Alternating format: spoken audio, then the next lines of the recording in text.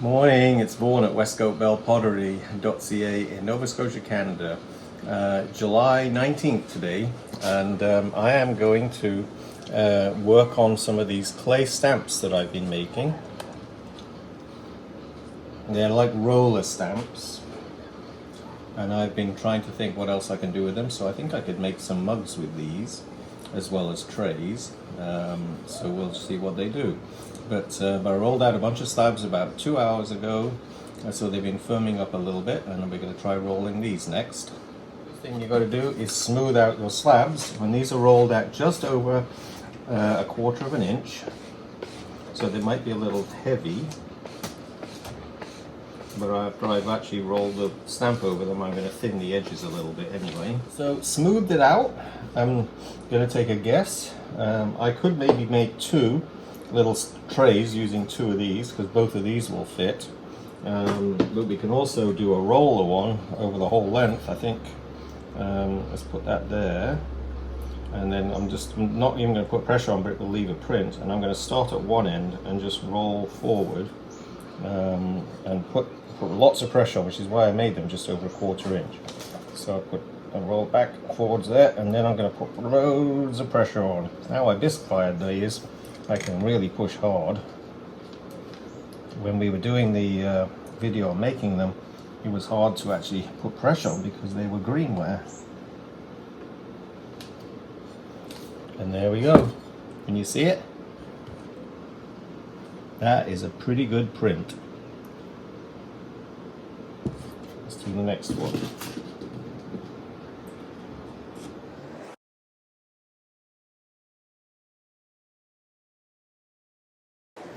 That's a pretty detailed print.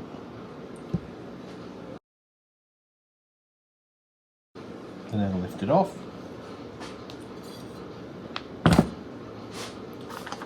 I can lift it up so you can see it without moving the camera.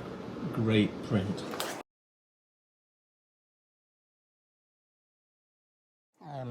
I probably pressed a little hard at that point there, but it didn't go through. But there's another print. These little ones, in a long tray like this, I've got small stamp, 1 big one with 2 small fish and just 2 medium fish here. So I could stamp the here and here, and if this is a wraparound coffee mug, I can have an image on the front and an image on the back. So we're going to try that.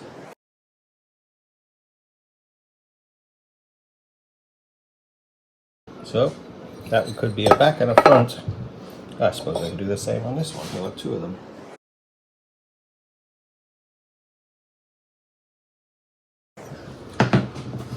So these are going to be like wraparound coffee mugs. And I probably could have pressed harder in those corners there.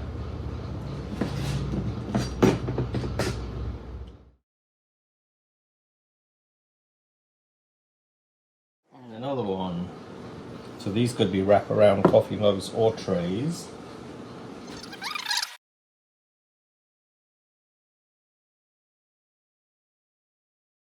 Oh, yep, it did. So I can even, if I don't get it deep enough, I can register it and just go back over and do the thing again. So that's pretty good. So now, let's see, this was the one there and it was not registered there, so let's see if I can do the same here.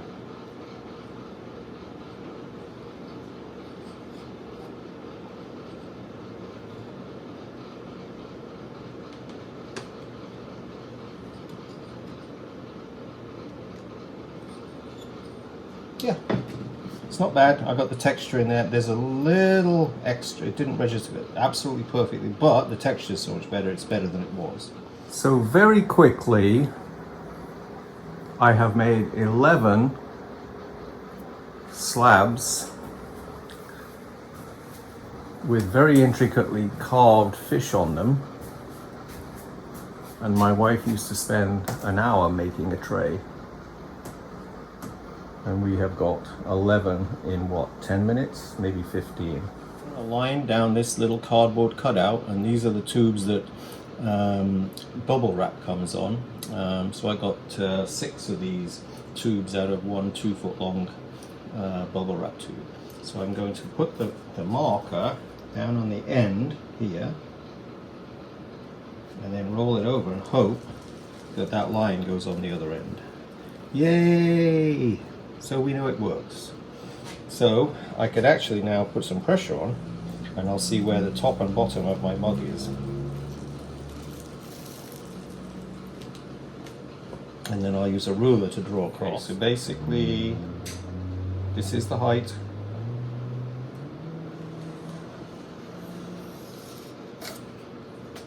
So we can get rid of that.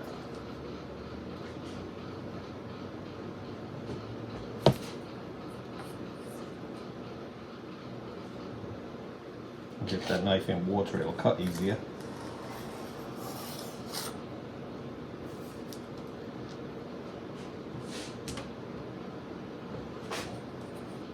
So we have the top and bottom of our thing drawn. We don't know about the edge yet, but I have got the top of the piece, which is there.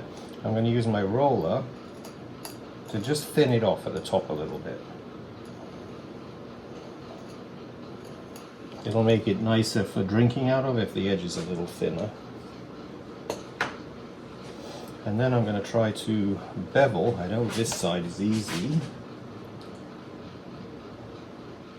I'm going to cut a bevel. There is a tool you can do this, but I've always just done it by hand. They sell a tool now these days to actually cut a perfect bevel every time.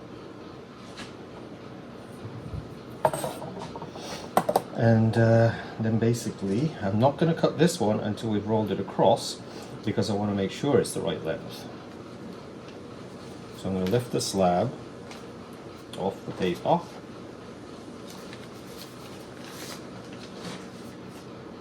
And I'm going to turn it over.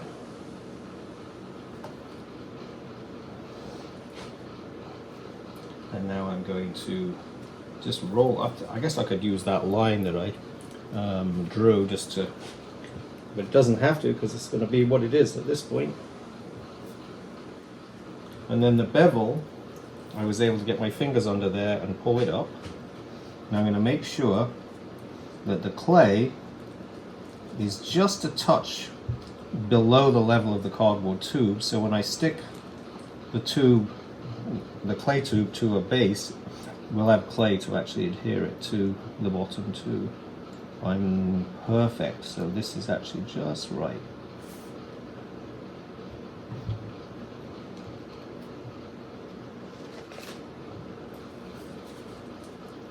There we go. See that bevel there? And now I can actually very carefully, I'm going to sort of, I know that the cut has got to be like this, but I'm not going to cut it too small. I'm going to make sure I get a cut that's a bit bigger than I want at first.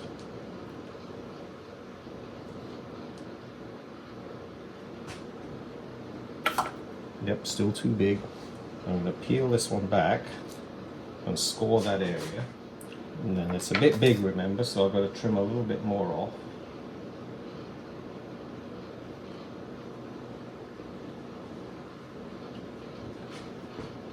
Not much.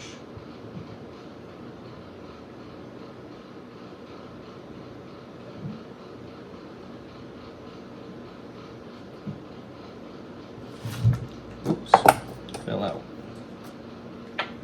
Pull it back, and now it's the right length. So now I'm going to score underneath here. The clay is only a couple of hours old, so it's not that old anyway. Put some water in there.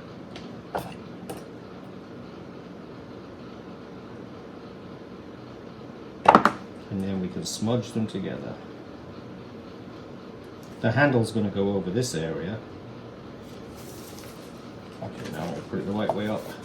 So the two joins now, you just have to tap them together.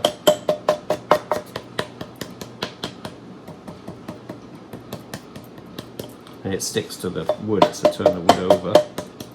You can stick a piece of paper in there and that will help it not stick, but I just use a different part of the wood. Don't tap too hard because you'll stretch the clay.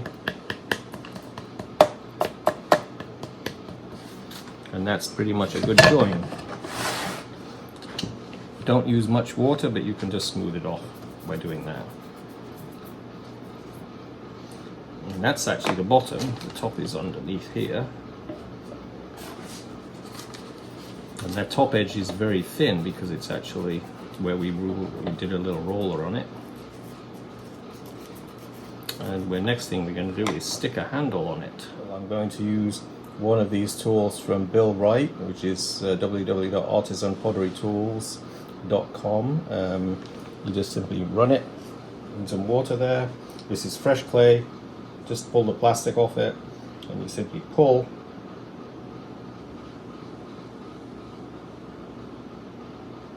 And sometimes it'll pull the handle right out. Other times you just have to peel the clay back, and you can peel it right out like that. And it gives me, this is the oval one. So without pulling a handle, I got myself a nice round oval handle. Then just put a little moisture. This is brand new clay right out of the bag. So right where we know the joint is, I'm just going to wet it a little bit there. And then, just like I do with my pulled handles, I'm going to move it backwards and forwards because this is brand new clay. It hasn't stiffened up at all. And my joint area, I already just wet it quite a bit. So we know that was kind of soft. And then down the bottom, you can simply wet it a bit, but it's brand new clay. I don't think it even needs it. And then position your handle so you think it's a good size. And it's got to be really straight. Put that so you can see a bit better. So that's a nice straight handle. I'm going to move it to the edge of the wheel so I can get my thumb here. And then I can just simply press side to side. Remember, when I do handles, I always get a little bit of extra clay and just shove it down in the center there where the joint is, using the paintbrush like a modeling tool. I simply press the clay into that joint, because then I know that my handle is really thick at that joint area and it won't break off. On the top, I'm simply going to use the handle to the paintbrush like a modeling tool and smooth it in.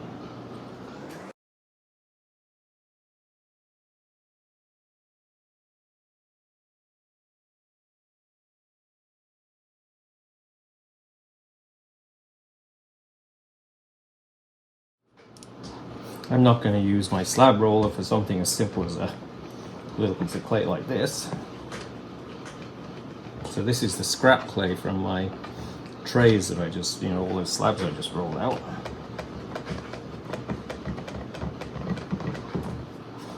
So I just banged it around a few minutes, not a few seconds, to join the pieces together.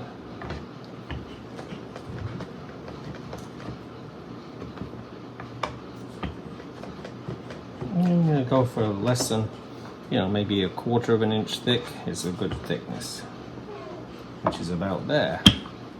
Keep turning it over so it doesn't stick to the actual board.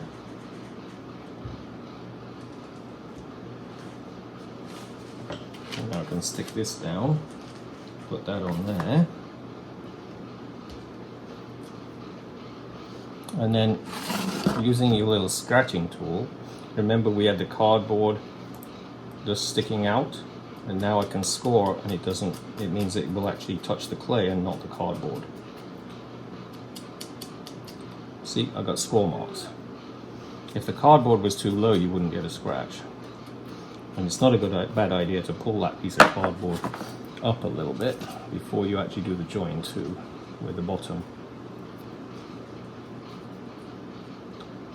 Now, when you get really good at doing these, you'll be able to make the clay a little thinner, because this is quite thick, but this is like a beginner's project for pottery. You place it on, and we'll get a mark of where the scoring has to be here.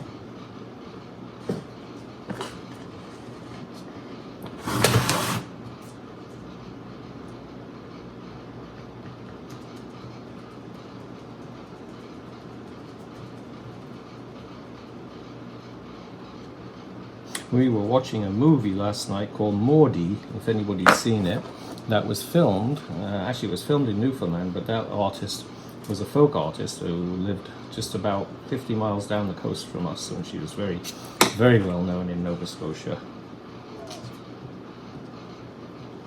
It was a sort of a tense movie about an artist's life. You can just kind of turn it and do your scoring like that.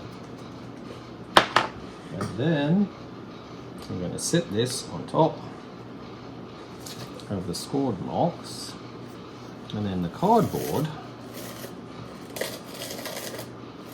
Maybe you'll need a pair of pliers to do this, I'm not sure. I can sometimes pull it out, but you need to break your plastic a little bit because it grips too easily. There you go.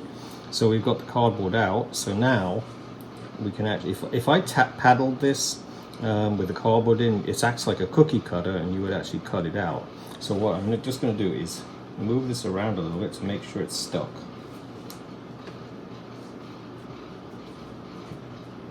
And then cut it off. There's my knife. So I'm going to put it right at the wall.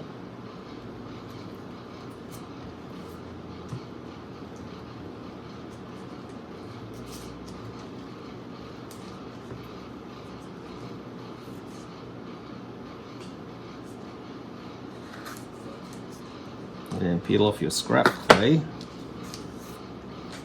So we haven't got much left from that entire slabs that I was doing. That's all I've got left so far. But I will put that and spray some water on it to keep it soft, although I have a pug mill. I could actually just pug it. But now I'm going to turn this over again in my hand and lightly tap.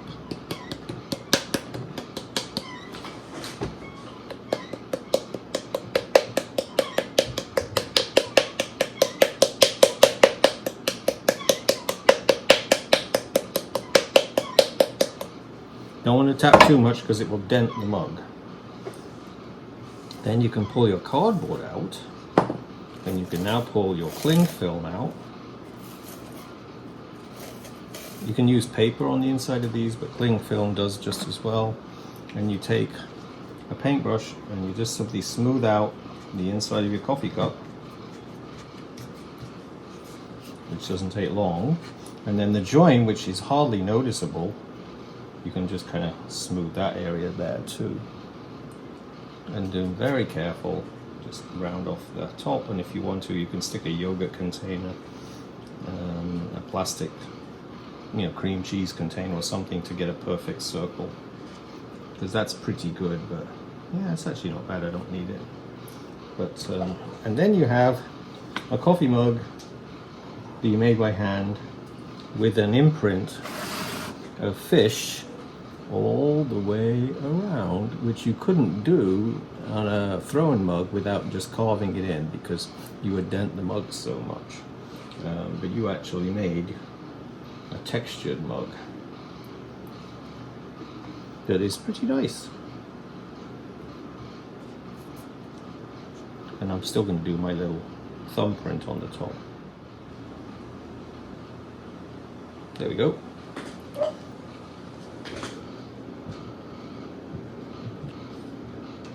Right, now just remember, you could be doing birds, any animal you want. Fish are nice because they've got patterns, but we could actually do anything else. Birds especially have colors, which you could actually kind of create patterns that indicate them, and then just paint them in with the glazes, which is what I do with the fish anyway.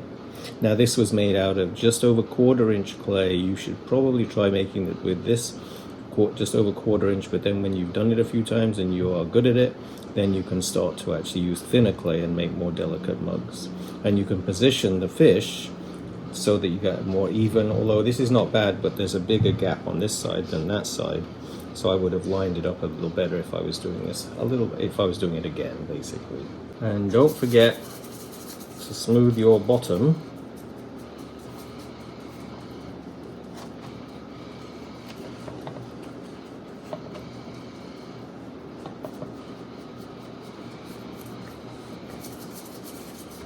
So that it's got a nice clean edge. You don't have to trim these, obviously. And now I'm going to tap it. just there because it looked like it was leaning. Oh, it's maybe the wheel that's leaning back. But there's a pretty nice texture on that. The rest of the clay slabs that I rolled out and I textured, I'm going to use these little styrofoam molds, which I showed you how to make about 2-3 weeks ago in a video. And now we get to use them to do lots of little trays. So you simply line it up on top of your clay, make sure it's actually even all the way around, and then you can actually, if you want to, cut it ahead of time by using the wider part, because the mold is upside down, and cut along, and this way you get rid of most of the clay. You'll end up with a small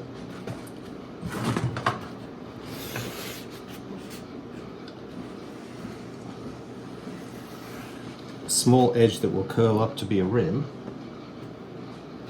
This side done, this side needs to be done.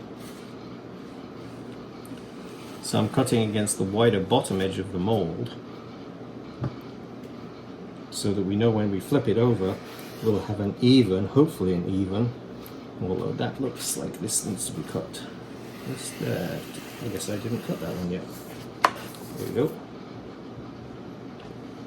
And then pull the paper over the edge, flip it over, turn your mold over. We'll get rid of the big board now because there are 2 on there. Sit that here, pull off the paper, and paddle it like we did before.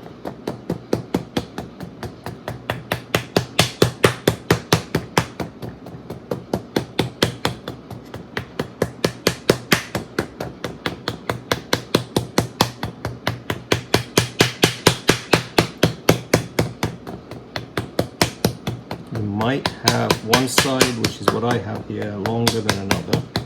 That doesn't matter, we can trim it after it's the right way up. You can also take this little roller and roll down the edge a bit onto the mold. It'll thin it a bit, make the edge just a little nicer.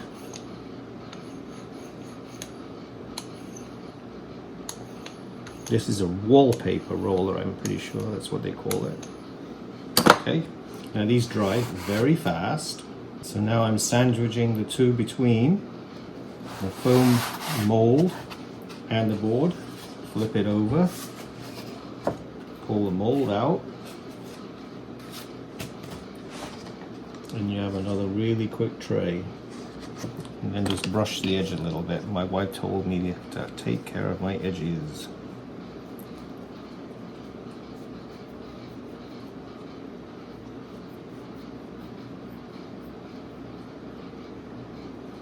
That little kink there I'm going to get rid of. I think that edge was a little longer than the others, so I can put my finger and pull that so that it's not quite as defined as a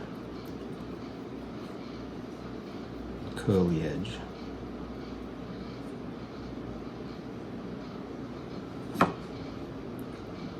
Another thing you could try doing is using one of these roller things and see whether that makes a nice print.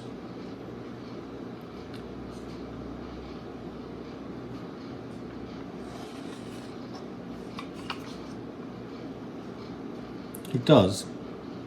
Let me show you. You've got like a little curly wavy edge on it. And that's done. That's a quick tray. On this one, I've cut it to the size I want. I'm just going to round off the edge before I put it onto the mold and see what that does. It's just flattening the edge a little bit.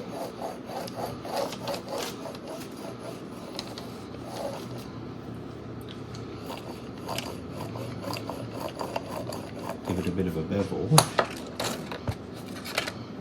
And then I'll put it back on the mold.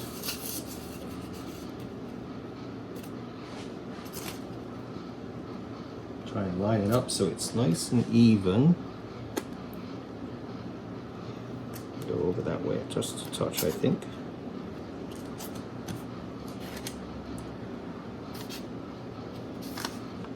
put it to the edge and put it on the mold.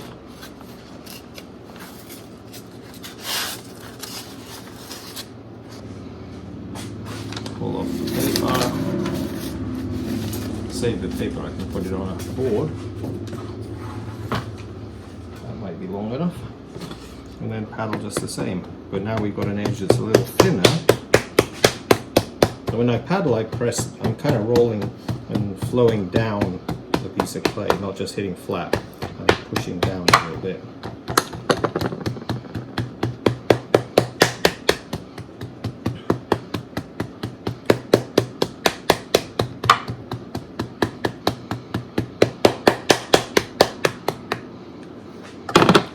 And while it's upside down, I'm just going to smooth the bottom a bit.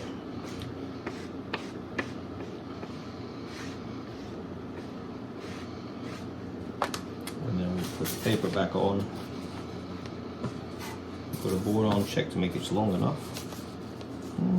That one is borderline, it just fits.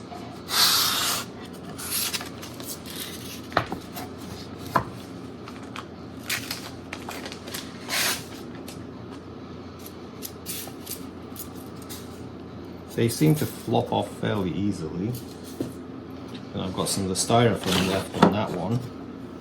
And it's a little uneven with the edges.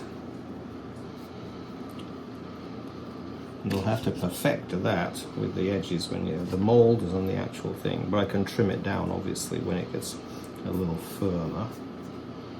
But in some ways I kind of like the organic nature of it a bit. That's always used as an excuse for a bad craftsmanship thing though, so beware. And if you want to really exaggerate something, you can simply get your paintbrush and deliberately hide what you've got by curving and making it much more organic.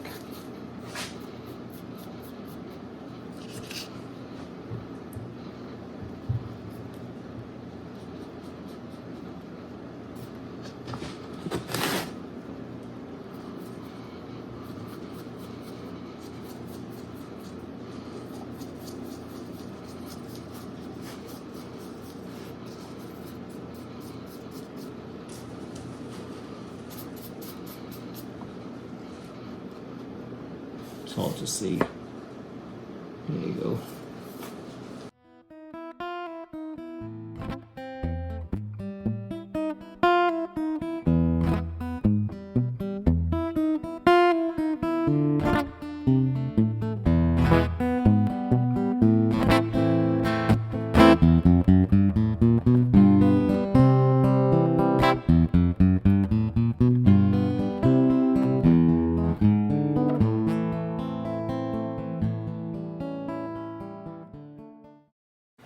Okay, this is one of those roller stamps, and in the previous parts of this video I was using thicker clay.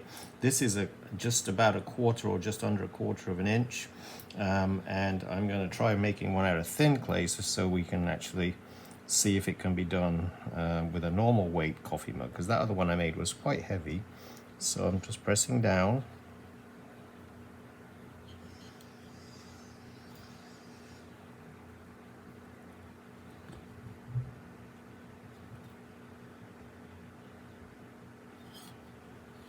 Prints really beautifully on the white clay, as you can see there. Really nice. And I didn't go through in any one particular area, so that's good. I think what I probably should have done is started a little bit closer in this way, because I think it'll be close to the handle on that side and further away on this side, but we will see.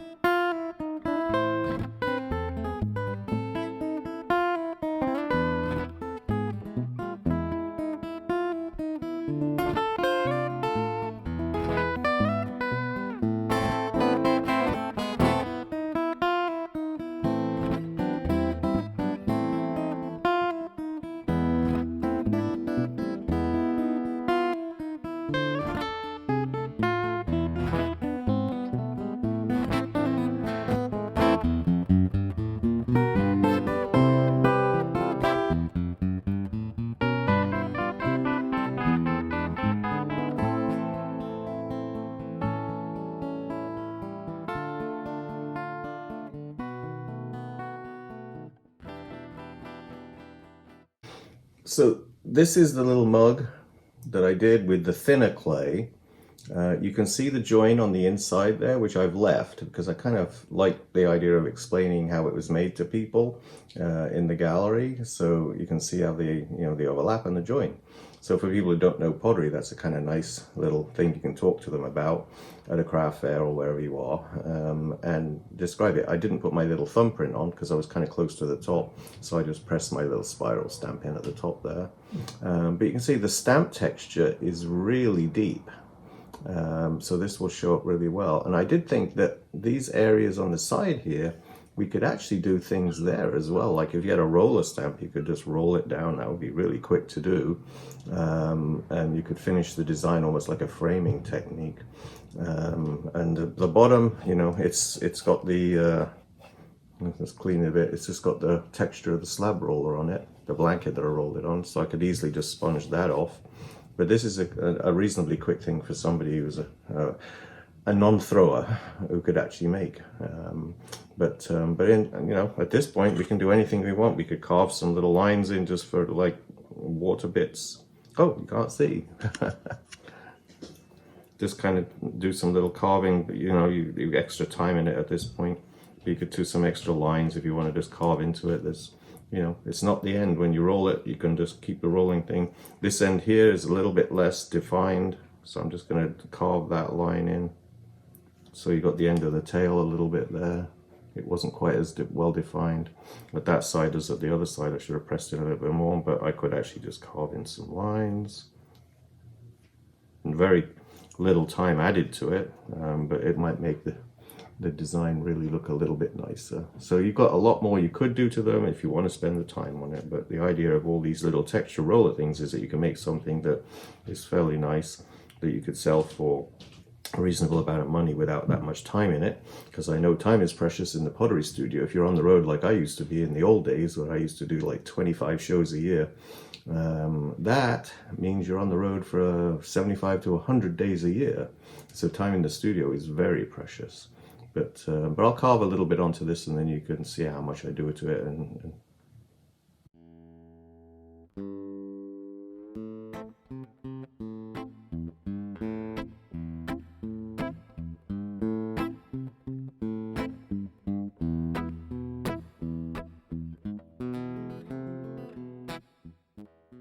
Okay, I just put an extra 4 to 5 minutes in this.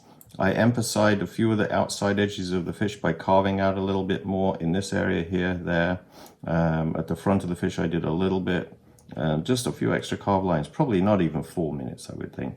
But I could keep going, but I don't think it needs it. I think you've got plenty, and I did that whole extra thing around the back here to kind of make it nicer. But you can see it's a really nice little coffee mug for a hand builder.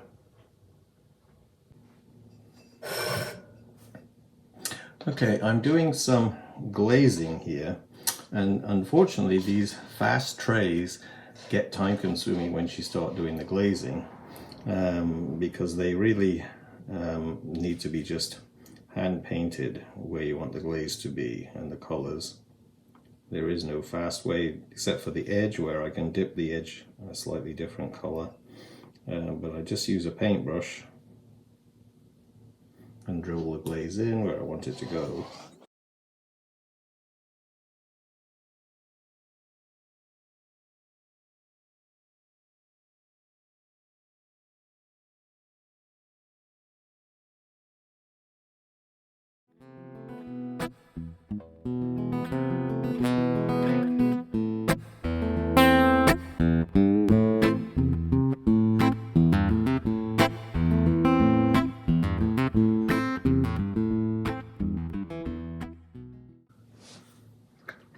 Okay, I bought these on Amazon. It was a set, and I think you can probably buy them in pottery supply places too.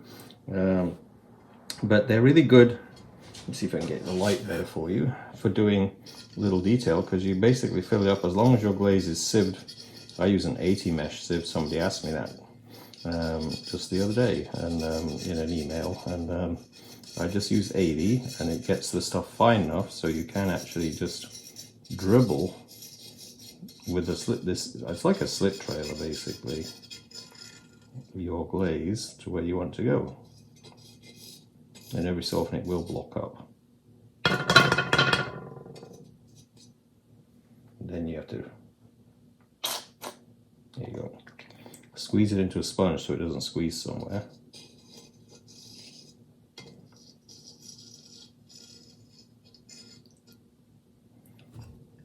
It gives you the ability to get into some areas really detailed rather than a paintbrush, which kind of is a little hard to do.